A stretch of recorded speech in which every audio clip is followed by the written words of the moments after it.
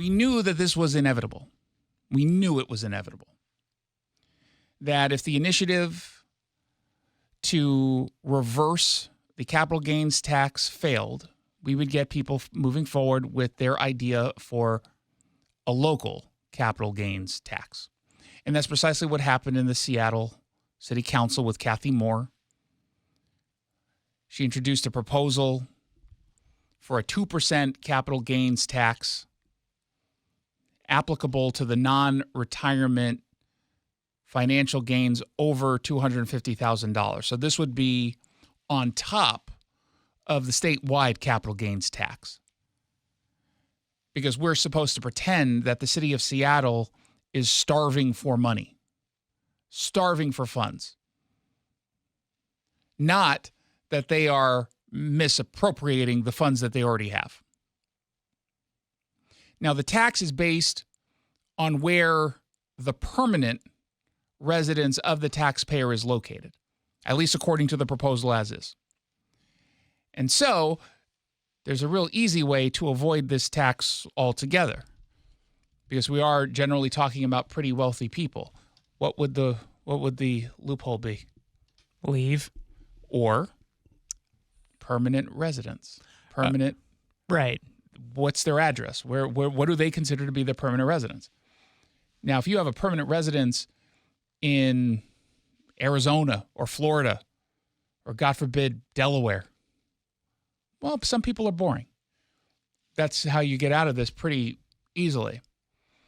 And what happens if you do, in fact, push people out of the city, even if they just move from Seattle to Redmond or, literally anywhere else? Everyone wants to move to Snohomish County. What if that's what they do? Well, now not only do you not get their capital gains tax, you're not getting the property tax. You're likely getting less from any purchase that they might make, so you're not getting the sales tax the same way. Because if you're not spending as much time in the city, you're not spending as much money in the city. But when I say, let's make sure everyone's on the same page here so they can't say we didn't warn them about what potentially could happen, the Seattle Office of Economic and Revenue Forecasts, they put out a memo, and it explicitly says, if you move forward with this capital gains tax, you are motivating wealthy people just to simply move to other local areas. And they say, as a consequence of that, the long-term effect of the tax on economic activity would be negative, not positive. It would be negative. And you already had people, because of the statewide 7% capital gains tax, you already had them move their dollars. You had some who made, and I believe it was Satya Nadella, CEO of Microsoft, who started to move some investments around early on, also that he could avoid the capital gains tax. I seem to remember that story. You had Jeff Bezos, who moved out of the state all around the time where they pushed forward with their capital gains tax, which we were supposed to pretend was not an income tax.